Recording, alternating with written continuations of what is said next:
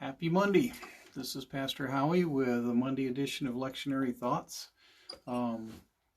Beginning our last full week of September. Today's September the 20th. We'll be looking at those scriptures from the Lectionary, the Revised Common Lectionary, for this date. And it's also my wife's birthday, so happy birthday to my wife, Brenda. So here we go.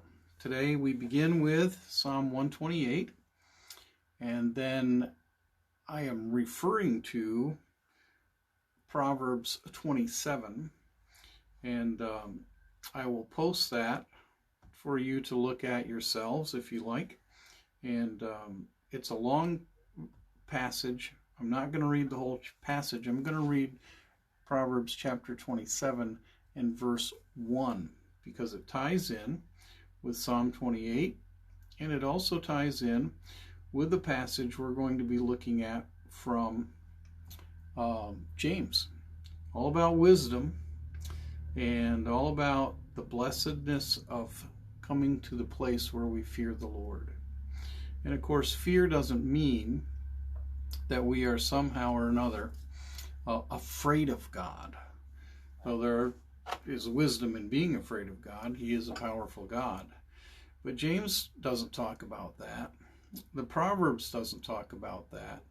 And Psalm 128 doesn't talk about being afraid of God, but of fearing Him, respecting Him, and following Him in wisdom. So here's how we begin as we contemplate these things. Psalm 128, a song of ascents. Blessed are all who fear the Lord, who walk in obedience to Him. You will eat the fruit of your labor.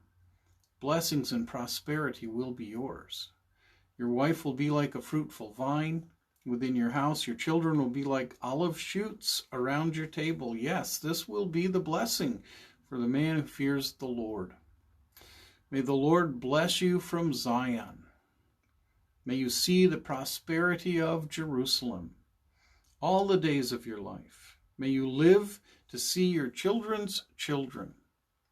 Peace be on Israel. And we know this was written before written for the people of God who still lived in Judea and Jerusalem. This was probably written after the return from the Babylonian captivity, but they knew their history.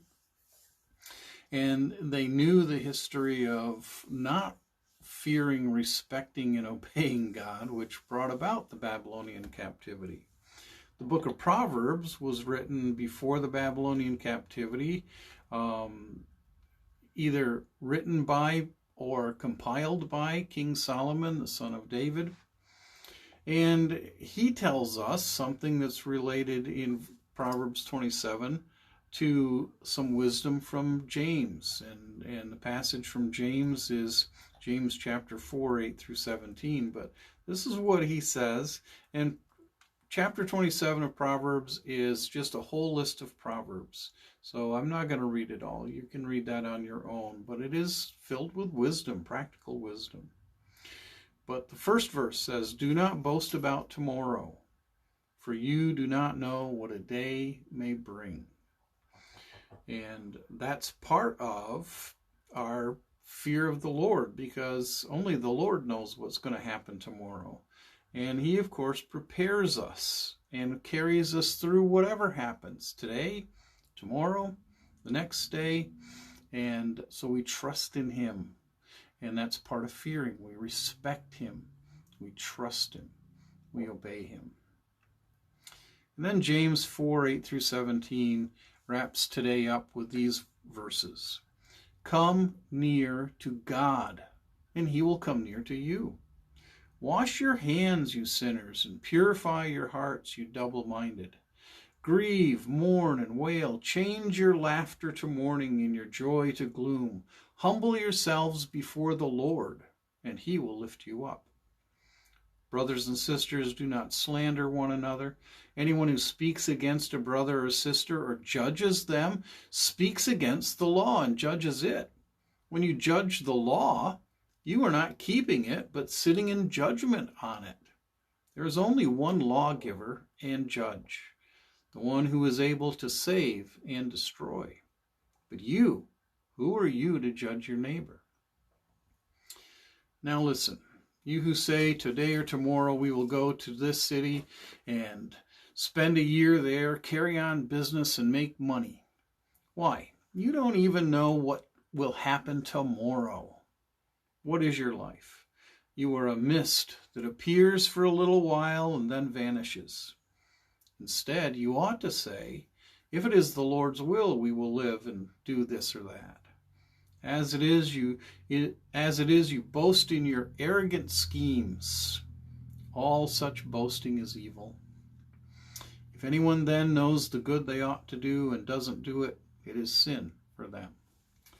Well, brothers and sisters, may the Lord give us the wisdom to fear him and to respect him and to love him because he loves us, and to trust him with our lives today, tomorrow, and until we meet him face to face at the end of our lives or at the end of this world.